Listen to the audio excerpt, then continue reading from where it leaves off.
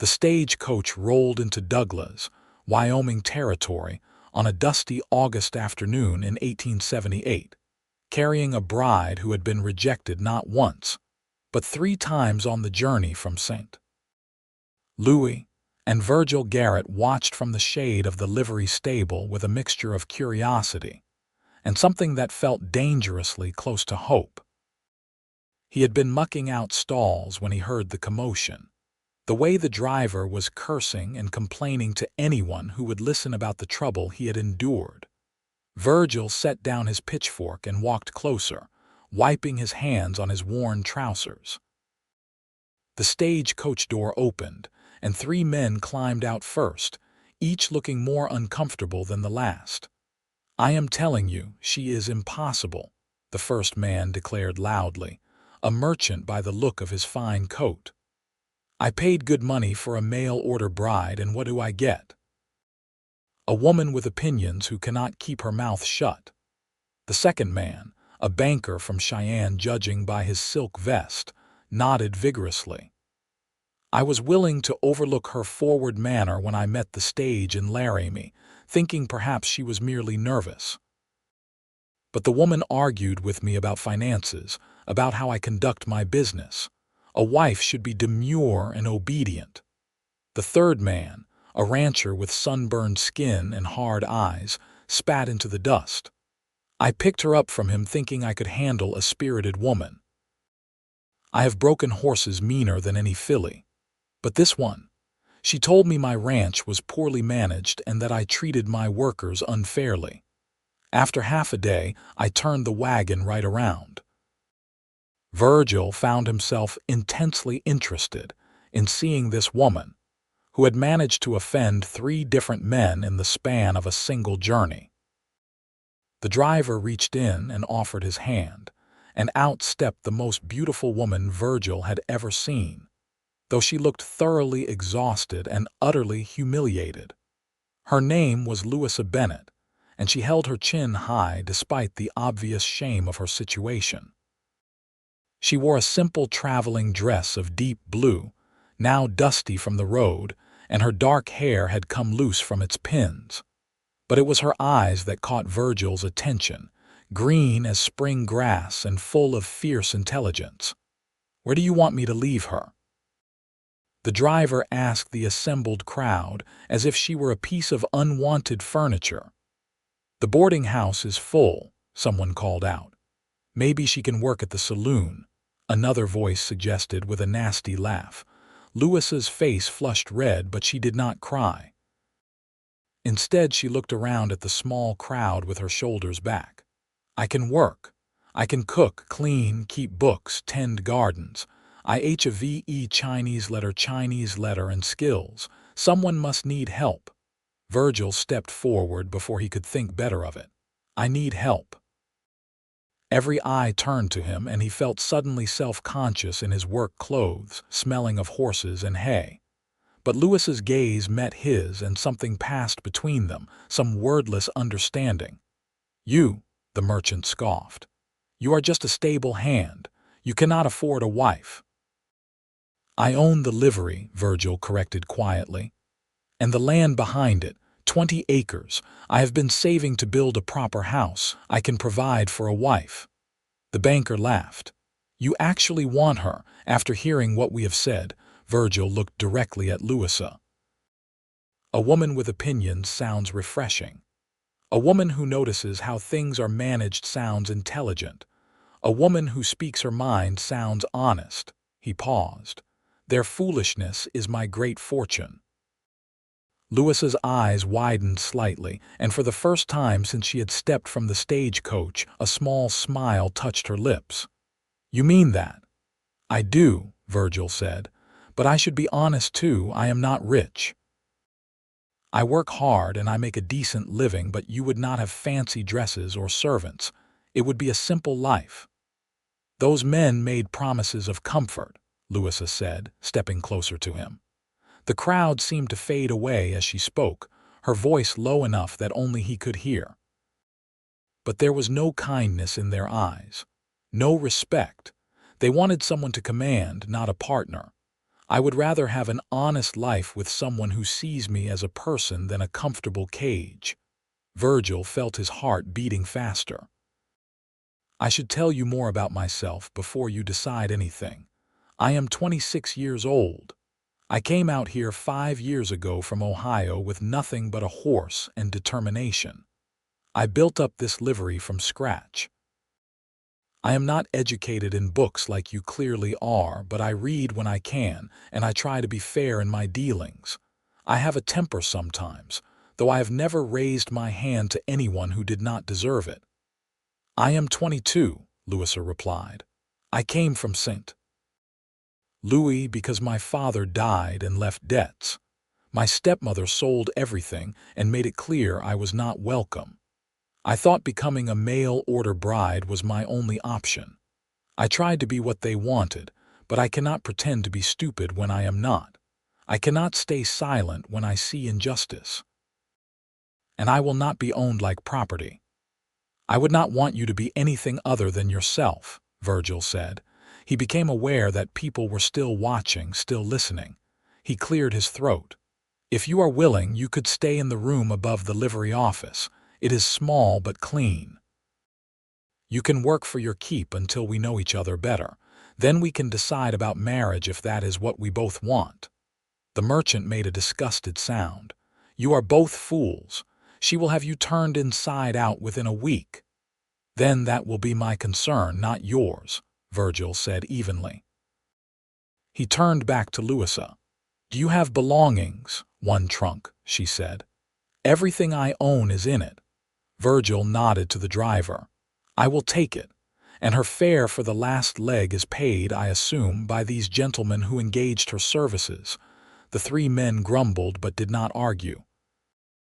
They had, after all, each paid for her passage in turn. The driver handed down a battered trunk and Virgil hefted it onto his shoulder with ease. Come on then, he said to Louisa. Let me show you where you will be staying. The crowd dispersed, disappointed that there had been no further drama. Louisa followed Virgil down the main street, past the general store and the blacksmith, to the livery stable at the edge of town. It was a solid structure, well maintained, with a small office attached and a narrow staircase leading to the upper floor. Virgil climbed the stairs and pushed open the door to reveal a single room with a bed, a washstand, a small table and a chair. It was indeed small, but it was spotlessly clean and the window looked out over the open prairie beyond the town. It is not much, Virgil said, setting down the trunk. It is mine, Louisa said softly. That is more than I have had in a long time. She walked to the window and looked out at the vast expanse of land, golden in the late afternoon sun. It is beautiful here. It can be harsh too, Virgil said. Winters are brutal, summers are hot. But yes, it is beautiful. He shifted his weight, suddenly uncertain. I should let you rest. There is a pump behind the building for water. The privy is out back as well. I usually eat supper at the boarding house since I cannot cook worth a damn. You are welcome to join me, or I can bring something back for you if you would rather not face people tonight. Louisa turned from the window. I am not hiding. I will join you. She hesitated. Thank you for what you did. You did not have to step forward. I know, Virgil said, but I wanted to. He met her eyes. I have been alone out here for 5 years. I built something I am proud of, but it gets lonely. When I saw you step off that stage, holding your head high despite everything, I thought maybe we could help each other. Maybe we can, Louisa agreed. I will not pretend this is a love story yet, but perhaps it could become one. Virgil felt a warmth spread through his chest. Perhaps it could. He left her to settle in and went back to finish his work in the stables. But he found himself smiling as he worked, and he could not remember the last time he had felt this particular flutter of anticipation. That evening, they walked together to the boarding house. Mrs. Henderson, who ran the establishment, raised her eyebrows when she saw them but said nothing. The dining room was full of boarders and townspeople, and conversations quieted when Virgil and Louisa entered. "Pay them no mind," Virgil said quietly, guiding her to his usual table by the window. But Louisa did not seem intimidated. She sat down gracefully and accepted the plate of beef stew and cornbread that Mrs. Henderson brought over. As they ate, Virgil found himself telling her about his life, about growing up on a small farm in Ohio, about his decision to head west after his parents died, about the satisfaction he found in working with horses. Louisa listened intently, asking questions that showed she was genuinely interested. In turn, she told him about her childhood in St. Louis, about her education at a school run by progressive educators who believed women should learn mathematics and literature alongside needlework, about her father's business failure and subsequent death from heartbreak. "He was a good man but a poor businessman," she said sadly. "He trusted the wrong people. When he died, the debts came out of nowhere. My stepmother blamed me somehow, as if I had caused it all. She remarried quickly to secure her own future and made it clear I needed to find my own way." "That must have been frightening," Virgil said. "It was," Louisa admitted. "I had no skills that translated to proper employment. Teaching positions require references I did not have. Factory work is brutal and pays almost nothing. Becoming a mail-order bride seemed like the only respectable option." She looked down at her plate. "I tried so hard to be agreeable with the first man, the merchant, but he spoke to me as if I were a child. When I offered an opinion about his inventory, suggesting he stock more practical goods instead of luxury items that no one in Laramie could afford, he looked at me as if I had committed a crime." "What happened with the banker?" Virgil asked, genuinely curious. "He spent the entire time talking about his wealth, about how fortunate I was that he had chosen me. When we stopped for lunch, I noticed he was charging interest rates that seemed excessive. I asked him about it, trying to understand his business since I would be his wife. He told me that finances were not a woman's concern and that I should focus on learning to be a proper hostess." She shook her head. "I could not imagine spending my life with someone who thought my intelligence was a flaw. And the rancher," Louisa's expression darkened. "He was the worst. He treated his workers terribly. I saw him strike a young man who had made a small mistake. When I objected, he told me I needed to learn my place. He said he would teach me obedience once we were married." She shuddered. "I told him I would rather die than marry a man who thought cruelty was strength. He turned the wagon around immediately and delivered me back to the stagecoach." Virgil felt anger on her behalf, but also a deep gratitude that these men had been too foolish to see Louisa's value. "Like I said, their foolishness is my great fortune." Louisa smiled at him, and it was like the sun coming out from behind clouds. "You keep saying that. Do you truly believe it?" "I do," Virgil said firmly. "You noticed problems and tried to help solve them. That is not a flaw, that is a strength. Any man with sense would want a partner who could think and reason, someone who could help build a life together." "You are different from most men I have met," Louisa observed. "Maybe," Virgil said. "Or maybe I just had a good example. My mother was the smartest person I ever knew. She managed the farm finances, helped the neighbors with their problems, and taught me to read and write. My father respected her and asked her opinion on everything. When they died in the fever, the whole community mourned because they were partners in the truest sense." "That sounds wonderful," Louisa said wistfully. "It was," Virgil agreed. "I always hoped I would find something similar, but most women I have met out here are either already married or looking for something I cannot provide." "What do you mean?" "They want the dream of the West. The romance of it, the adventure, but the reality is hard work and long days and sometimes danger, or they want wealth and status and I am just a stable hand to them, even though I own the business." He paused. "You are the first woman who looked at me and seemed to see the person instead of the circumstances." Louisa reached across the table and briefly touched his hand. "You are the first man who looked at me and seemed to see a person instead of property." The touch was brief, but Virgil felt it through his entire body. He cleared his throat. "We should take this slow, get to know each other properly, but I want you to know that I am serious about this. About you. If you decide I am not what you want, I will help you find another situation.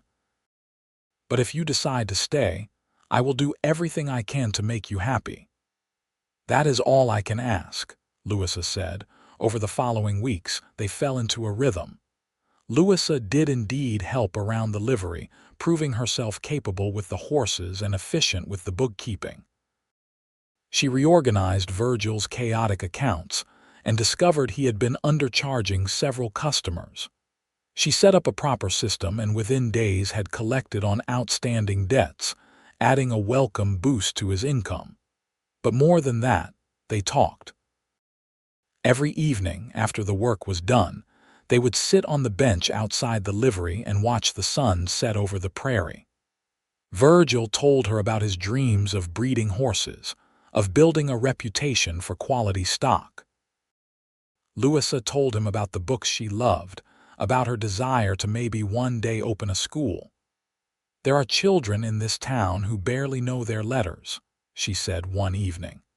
"The school teacher we have is elderly and overwhelmed. I could help if people would trust me to teach their children." "Why would they not trust you?" Virgil asked.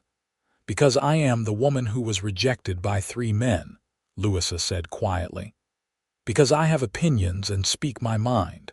Because I am living unchaperoned above your livery, which some people find scandalous even though we have been perfectly proper."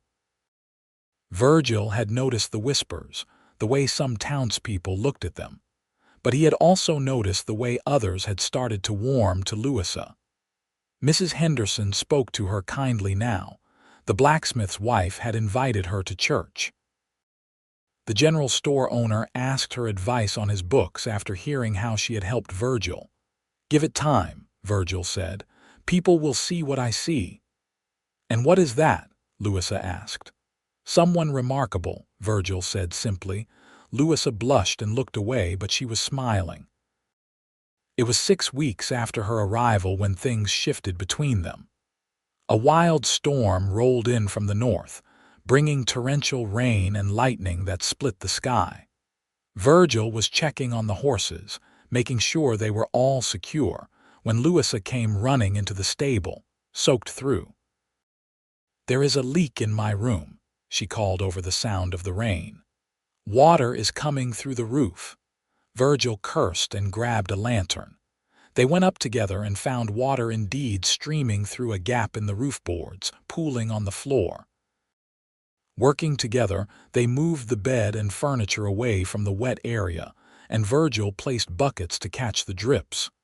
"You cannot stay here tonight," he said, looking at the damage. "I will have to fix that tomorrow when the rain stops." "Where will I go?" Louisa asked. She was shivering in her wet dress.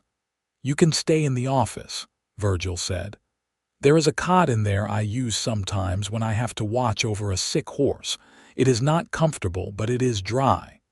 They went back down and Virgil showed her the small office. It was crowded with tack and supplies, but he cleared a space for the cot and brought her a blanket.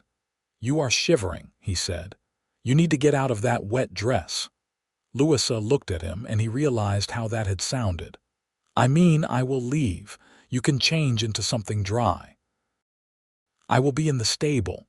But Louisa caught his arm. "Virgil, wait. I need to tell you something." He stopped, very aware of how close they were standing, how the lantern light made her eyes glow. "I was so afraid when I came here," Louisa said quietly.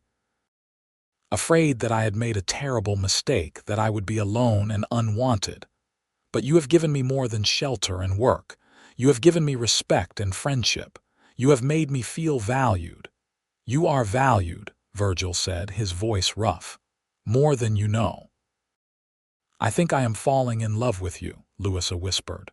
"And I needed to say it, even though it has only been 6 weeks, even though that might scare you away." Virgil felt his heart nearly explode with joy. "You are not scaring me away. I have been falling in love with you since the moment you stepped off that stage coach with your head held high. I just did not want to rush you. I wanted you to have time to be sure." "I am sure," Louisa said. "I have never been more sure of anything." Virgil cupped her face in his hands, marveling at the feel of her skin, the way she leaned into his touch. "May I kiss you, please?" Louisa breathed. He kissed her gently at first, tentative, but when she responded with equal eagerness, the kiss deepened. It was everything he had imagined and more, the taste of her, the feel of her body against his. When they finally pulled apart, both breathing hard, he rested his forehead against hers. "Marry me," he said, "not because you need security or a place to stay, but because I love you and I want to spend my life with you." "Yes," Louisa said without hesitation. "Yes, I will marry you." They kissed again, and the storm raged outside, but inside the small office, wrapped in each other's arms, they were warm and safe and utterly content. They were married a week later in the small church in Douglas. Mrs. Henderson helped Louisa make a simple dress of cream-colored cotton, and the blacksmith's wife lent her a veil that had belonged to her grandmother. Virgil wore his best suit, bought specially for the occasion, and stood at the altar feeling like the luckiest man alive. The townspeople filled the pews, curiosity and goodwill mixed in equal measure. The preacher, Reverend Thompson, was a kind man who had spoken with both Virgil and Louisa beforehand and approved of their union.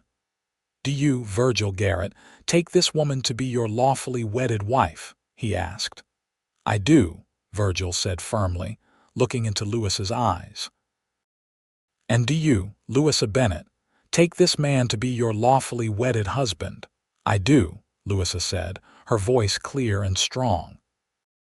They exchanged simple gold bands that Virgil had ordered from the jeweler in Cheyenne, and when Reverend Thompson pronounced them husband and wife, Virgil kissed his bride with a joy that made several women in the congregation sigh romantically. Mrs. Henderson had arranged a small celebration at the boarding house, with cake and lemonade and well wishes from the community. Even some of the people who had gossiped before seemed genuinely happy for them. "You did well, Garrett," the blacksmith said, clapping him on the shoulder. "That is a fine woman you have there." "I know it," Virgil said. Louisa was surrounded by women offering advice on married life and housekeeping. She handled them all with grace, thanking them for their kindness. When she caught Virgil's eye across the room, she smiled at him with such love that his breath caught. That night, Virgil carried Louisa across the threshold of the newly repaired room above the livery.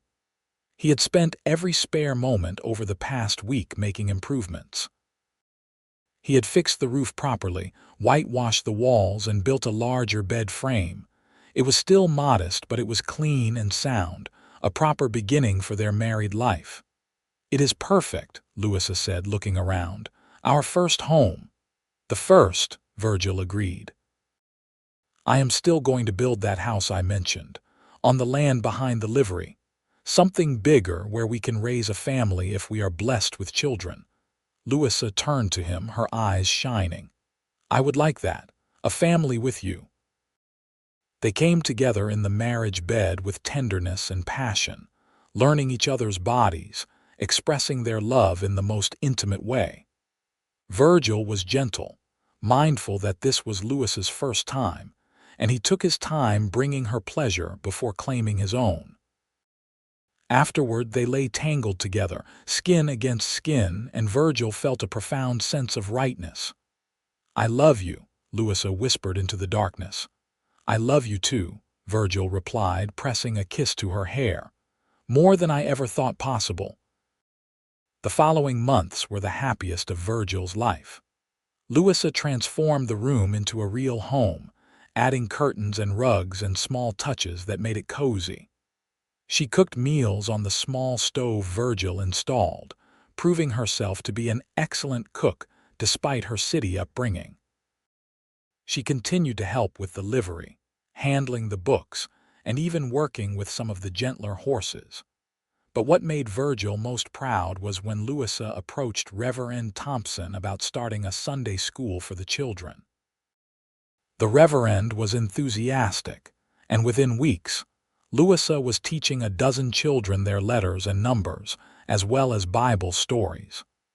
The parents were grateful, and Louisa's reputation in the community transformed from scandalous reject to respected teacher. Winter came hard and fast that year, with snow piling high and temperatures dropping below zero.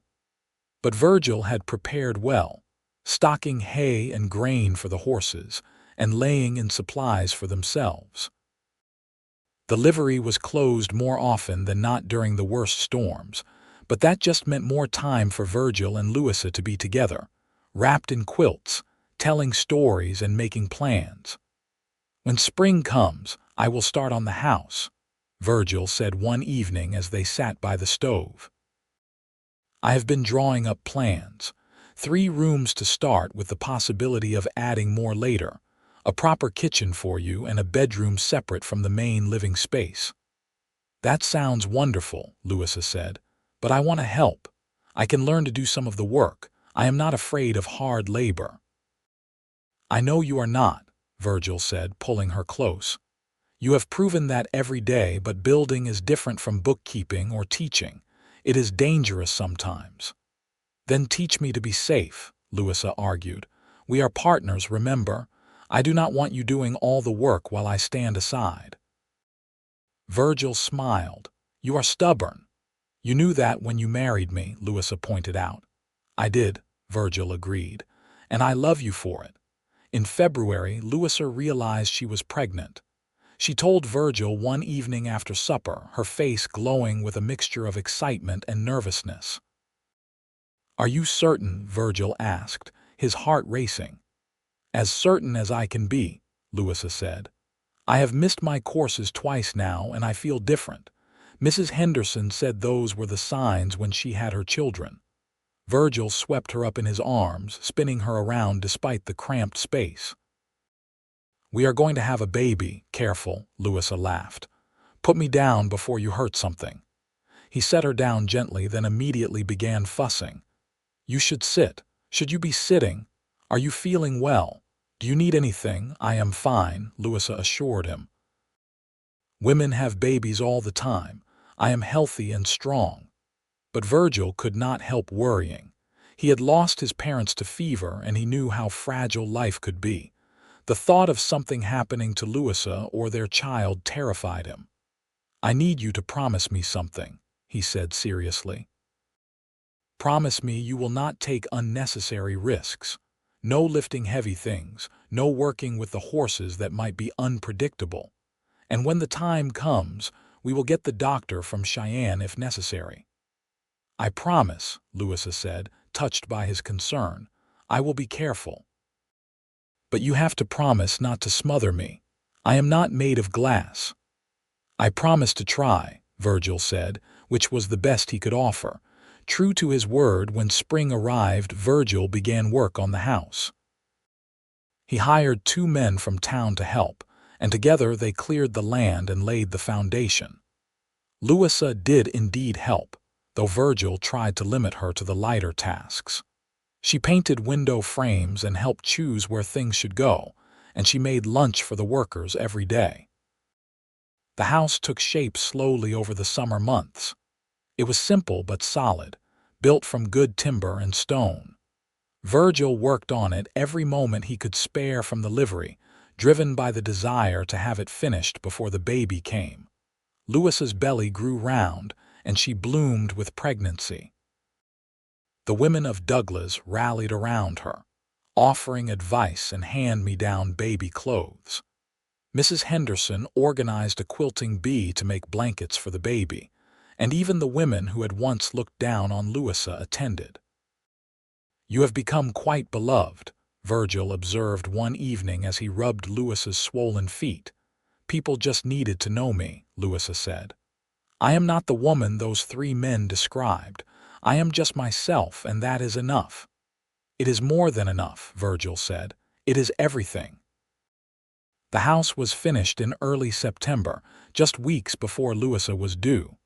It smelled of fresh wood and paint, and Louisa cried when she saw the finished kitchen with its large work table and good stove. "It is beautiful," she said. "Our real home." They moved their belongings from the room above the livery, which would now serve as storage. The new bedroom was spacious enough for the bed, and a cradle that Virgil had built himself, sanded smooth and painted white. They spent their first night in the new house lying in bed, listening to the sounds of the prairie through the open window. "I never imagined I could be this happy," Louisa said, her hand on her belly where the baby was kicking. "When I got on that train in St. Louis, I thought my life was over. I thought I was being shipped off to servitude. And instead," Virgil prompted. "Instead I found home," Louisa said. "I found love, I found you." Virgil kissed her tenderly. "I found you too, and I thank God every day for the foolishness of those three men." Louisa went into labor on a cool October morning. Virgil had arranged for Mrs. Henderson to attend the birth, as she had experience as a midwife. He paced outside the bedroom, listening to Louisa's cries with his heart in his throat. Mrs. Henderson came out periodically to update him, assuring him that everything was progressing normally. "First babies take time," she said. "Be patient." But patience was difficult when the woman he loved was in pain. Hours passed, feeling like years. Finally, as the sun was setting, he heard a new sound, the sharp cry of a newborn baby. Mrs. Henderson opened the door, her face wreathed in smiles. "Come meet your son." Virgil stumbled into the room, his legs weak with relief. Louisa was propped up on pillows, pale and exhausted but smiling. In her arms was a tiny bundle wrapped in one of the quilts the church ladies had made. "A son," Virgil breathed, sitting carefully on the edge of the bed. "We have a son." "He has your nose," Louisa said softly, pulling back the blanket so Virgil could see the baby's face. The infant was red-faced and wrinkled, with a shock of dark hair. His eyes were closed, but his tiny fists waved in the air. Virgil reached out a finger, and the baby's hand closed around it with surprising strength. "He is perfect," Virgil said, his voice breaking. "You are both perfect." "What should we name him?" Louisa asked. They had discussed names but had not decided. Now, looking at his son, Virgil thought of his father. "William," he said, "after my father, William Garrett." "William," Louisa repeated, testing the name. "I like it. William Garrett, our son, Mrs." Henderson shooed Virgil out eventually, insisting that Louisa needed to rest. But Virgil sat outside the bedroom door, unwilling to go far. He heard the soft sounds of Louisa nursing the baby, her voice as she sang a lullaby. He felt overwhelmed with emotion, with love for his little family. The next weeks were exhausting and wonderful in equal measure. William was a good baby, but he still needed constant care. Louisa handled it all with remarkable grace, nursing him and changing him and soothing him when he cried. Virgil helped as much as he could, walking the floor with William when he was fussy, letting Louisa sleep when possible. "You are a good father," Louisa said one night, watching Virgil rock their son. "I am trying," Virgil said. "He is so small. I am afraid I will break him." "You will not," Louisa assured him. "You are gentle and careful. He is lucky to have you." The winter that followed was easier than the previous one, warmed by the presence of their child. William grew quickly, becoming more alert and interactive. His eyes, when they finally settled on a color, were the same green as his mother's. He started to smile at around 6 weeks, and Virgil would do anything to earn one of those toothless grins. The livery continued to thrive, and Virgil was able to hire a young man to help with the daily work, giving him more time to spend with his family. Louisa resumed her Sunday school teaching when William was old enough, bringing him along in a basket while she taught the other children. Life settled into a comfortable rhythm. The years passed, marked by William's growth and achievements. He took his first steps just before his first birthday, tumbling into Virgil's waiting arms. He said his first word at 14 months, horse, which made sense given where he was being raised. When William was 2, Louisa became pregnant again. This time, the pregnancy was easier, perhaps because she knew what to expect. Their second child, a daughter they named Alina, was born in the spring of 1881. She had Louisa's delicate features and Virgil's dark hair, and from the start, she was a daddy's girl. "You are supposed to be impartial," Louisa teased, watching Virgil coo over the baby. "I love them both equally," Virgil protested, but he was indeed besotted with his daughter. William, for his part, was fascinated by his little sister. He would bring her his toys and pat her head gently, saying, "Baby Alina," in his toddler voice. The house was full of noise and life, everything Virgil had ever dreamed of. He expanded the livery, building additional stalls and a separate barn. He started breeding horses as he had always wanted, developing a reputation for quality stock. People came from as far as Montana to buy Garrett horses. Louisa's Sunday school had grown too, and there was talk of building a proper schoolhouse in Douglas. The town was growing, attracting more families, and the need for education was evident. Louisa was approached about becoming the official schoolteacher, with a salary paid by the territorial government. "What do you think?" she asked Virgil one evening after the children were asleep. "I think you would be excellent at it," Virgil said. "You are a born teacher." "But it would be a lot of work, with 2 young children at home." "Mrs. Henderson has a niece who needs employment," Louisa said. "She could help with the children during school hours, and you are here more now that you have hired help at the livery." "Then you should do it," Virgil said. "If it is what you want." "It is," Louisa said, her eyes shining. "I love teaching, and think of the difference we could make giving these children a real education." So Louisa became the official schoolteacher of Douglas, Wyoming Territory. The schoolhouse was built that summer, a sturdy structure with real desks and a blackboard shipped from Cheyenne. Louisa taught children of all ages, from 6 to 16, drilling them in reading, writing, arithmetic, history, and geography. She was strict but fair, and the children loved her. Parents praised her for the progress their children made. Even the rough boys who had been troublemakers in the past settled down under her calm authority. Virgil would sometimes stop by the schoolhouse during the day, bringing Louisa lunch, and he would stand at the back of the room, watching her teach with pride swelling in his chest. This was the woman who 3 men had rejected. This was the woman they had called impossible. "Their foolishness is my great fortune," he would think. The words as true now as they had been that first day, one afternoon. In the summer of 1883, a stagecoach rolled into Douglas. Virgil was at the livery when he heard the commotion, and something made him walk out to see what was happening. The door opened and a familiar figure stepped out, the merchant who had been the first to reject Louisa. The man looked older, more worn. He glanced around the town, which had grown substantially in the 5 years since he had last been there. His eyes fell on Virgil, and recognition dawned.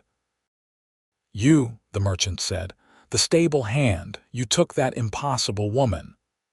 "I did," Virgil said evenly. "And I married her." The merchant laughed bitterly. "You poor fool, I assume she has made your life miserable, driven you to drink with her constant opinions and arguments." Virgil felt anger but kept his voice calm. Actually, she has made my life wonderful. We have 2 beautiful children and a successful business. She is the school teacher here, respected by everyone. I could not be happier." The merchant's expression shifted to disbelief. "You are lying." "That woman was a shrew." "That woman," Virgil said carefully, "was intelligent and honest and brave. She saw through your pretensions and told you truths you did not want to hear. That does not make her a shrew. That makes her wise." At that moment, Louisa appeared, walking down the street with William and Alina. William was 5 now, tall for his age, chattering excitedly about something. Alina, at 2, held her mother's hand, skipping along.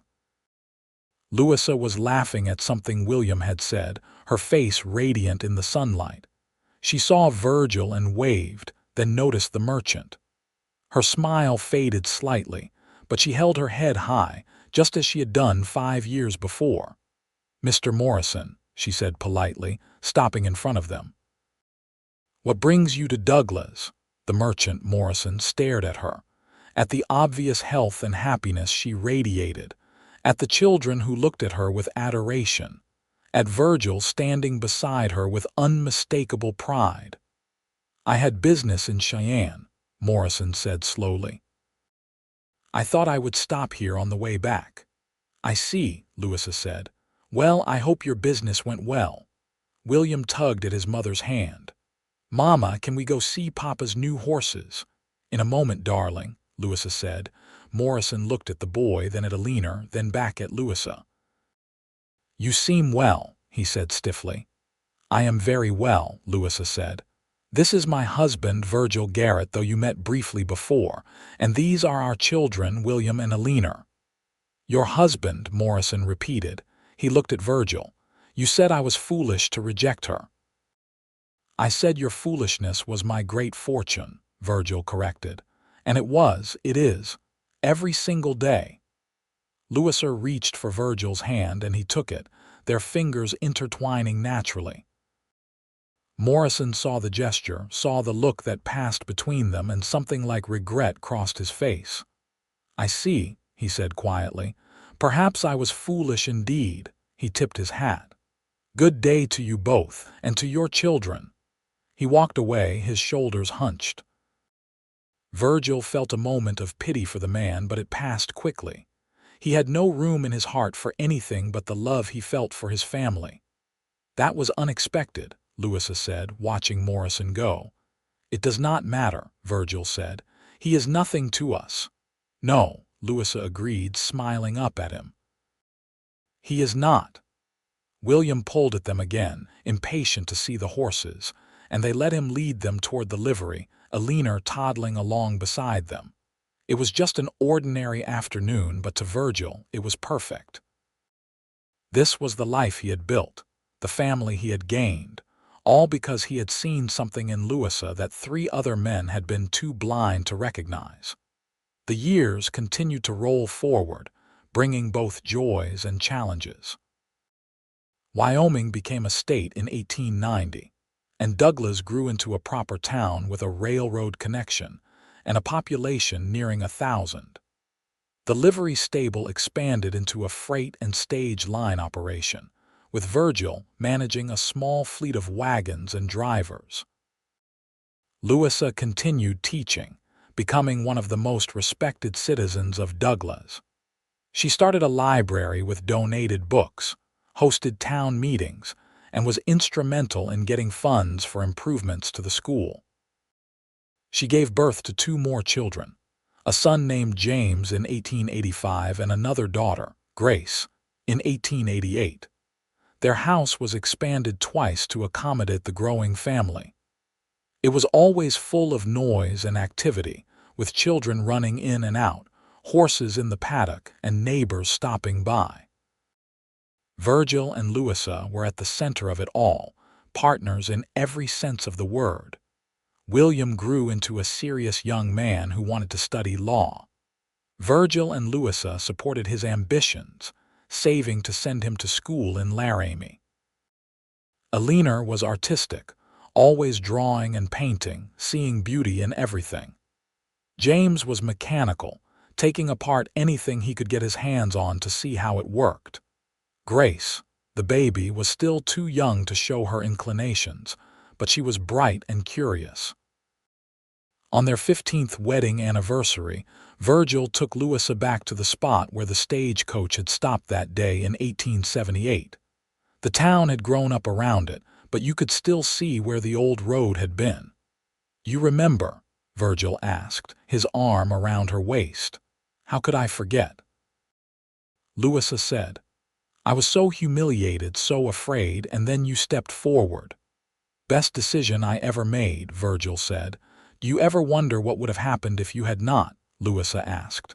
"No," Virgil said firmly, "because I did, and this is our life, these are our children. This is our love. Everything else is just speculation." Louisa leaned her head on his shoulder.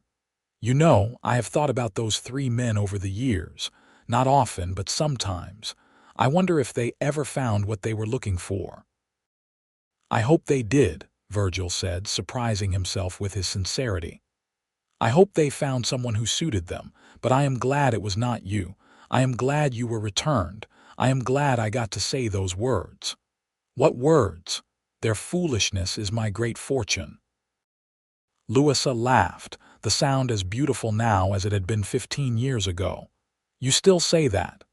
"Because it is still true," Virgil said. He turned her to face him, taking both her hands in his. "Every day with you is a fortune.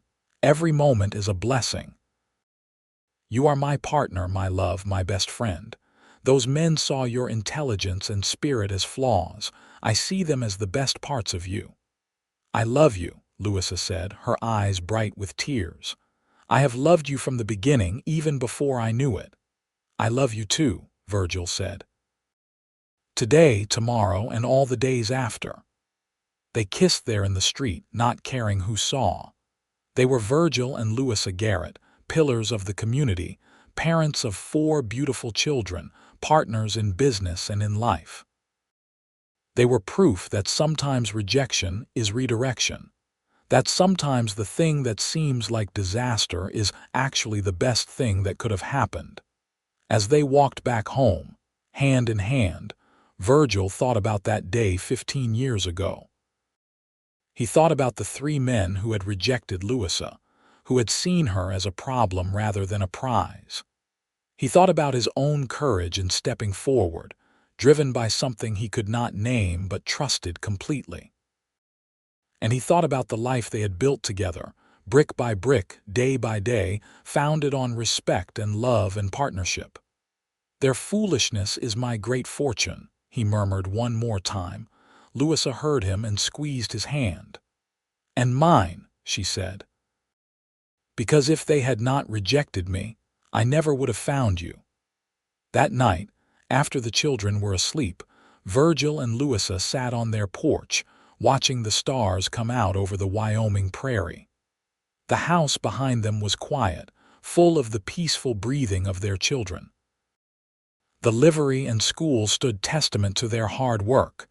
The town around them was a community they had helped build. "We did well," Louisa said softly. "We did," Virgil agreed. "You think it will last?" Louisa asked. "This happiness," Virgil considered the question. They had faced challenges over the years. There had been a drought that nearly ruined them financially. There had been illness and injury. There had been disagreements and difficult times, but they had weathered it all together, emerging stronger each time. "Nothing lasts forever," Virgil said honestly. "We will grow old, things will change, but the love we have, the life we built together, that is real and solid. As long as we keep choosing each other, keep respecting each other, keep loving each other, we will be fine." "Then we will be fine," Louisa said with confidence, "because I will always choose you." "And I will always choose you," Virgil said. They sat in comfortable silence, watching the stars wheel overhead. Inside, baby Grace started to fuss, and Louisa rose to go to her. Virgil followed, as he always did.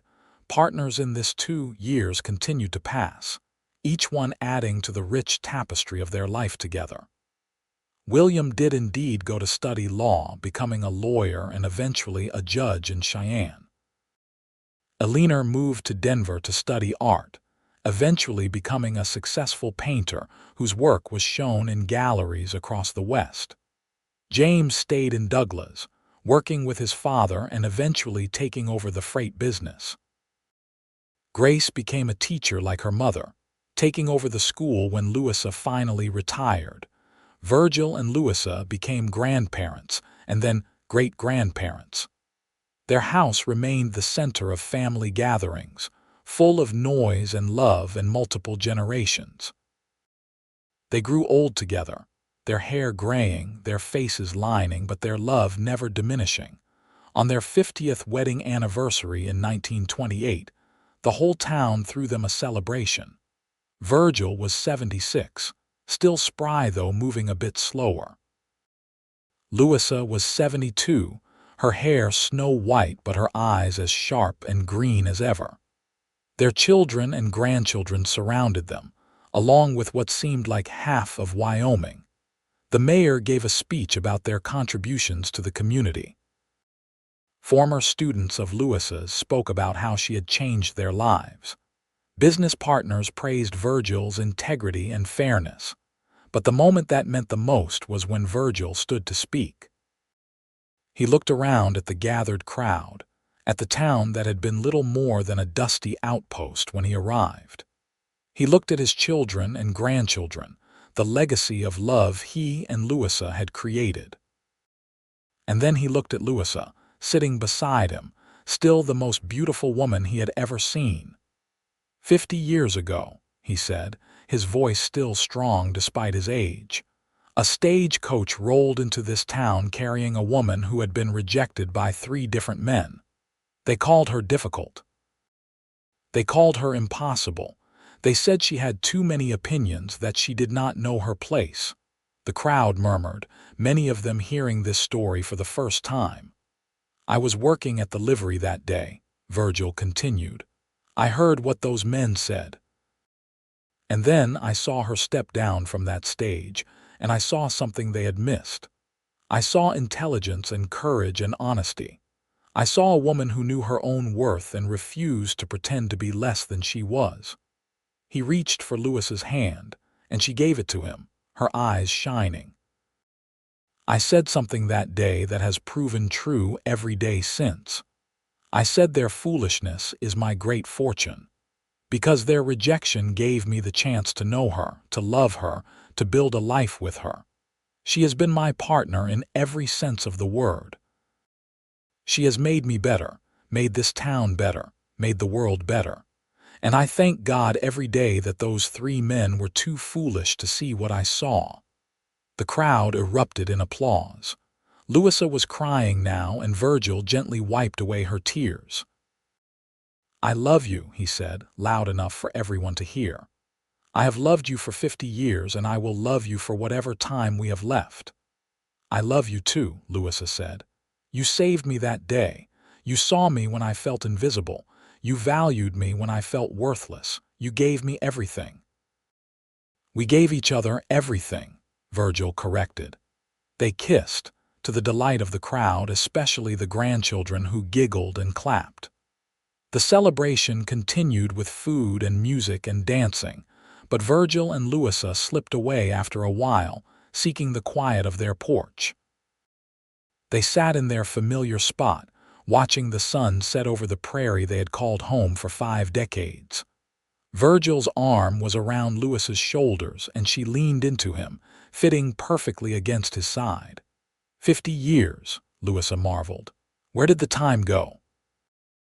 Into this, Virgil said, gesturing at the house, the town, the family they had created. Into living, into loving, into building something that will last beyond us. Do you have any regrets? Louisa asked. Virgil thought about it seriously. There were things he would have done differently, mistakes he had made, opportunities he had missed. But regrets, no, he said finally. Because even the mistakes led us here, and here is exactly where I want to be. Me too, Louisa said. They sat in silence as the stars began to appear, the same stars they had watched on countless nights before. The prairie stretched out before them, vast and eternal, witness to their love story. "You think people will remember our story?" Louisa asked. "After we are gone?" "Our children will remember," Virgil said, "and their children. We will live on in them, in the values we taught, in the love we showed. That is immortality enough for me." "Yes," Louisa agreed. "That is enough." Virgil lived to be 82, passing peacefully in his sleep in 1934. Louisa held his hand as he took his last breath, and she whispered the words he had said to her so many times over the years. "Their foolishness is my great fortune."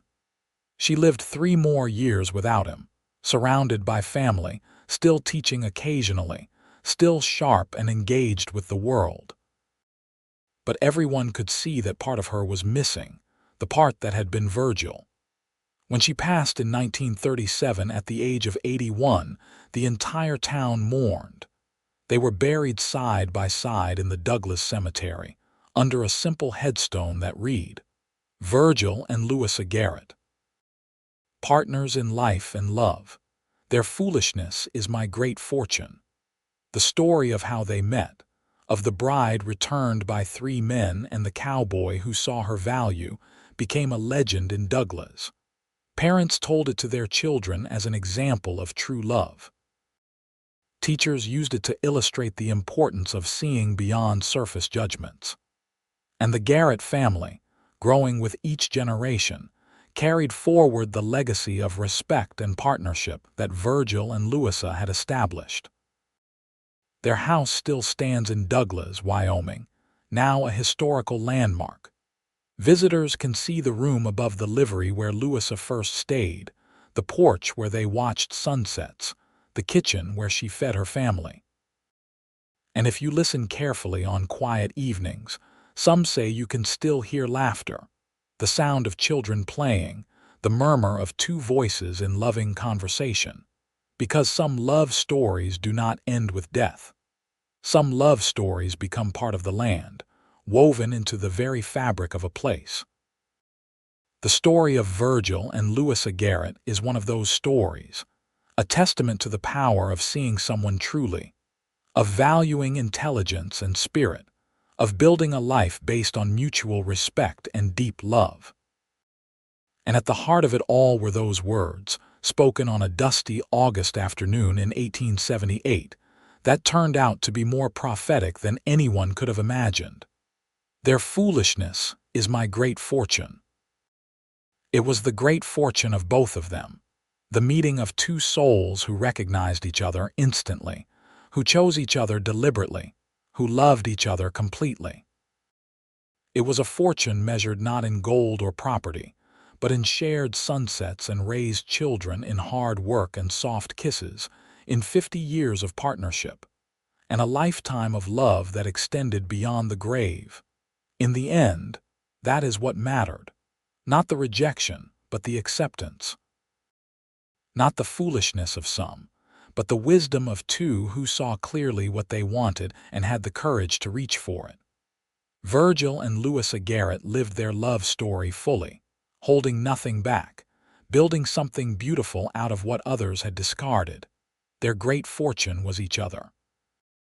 And that fortune, invested wisely in love and family and community, paid dividends that lasted for generations, touching countless lives, proving that sometimes being returned is the best thing that can happen, because it leads you exactly where you are meant to be, into the arms of the person who has been waiting for you all along, ready to say the words that will change everything. "Their foolishness is my great fortune."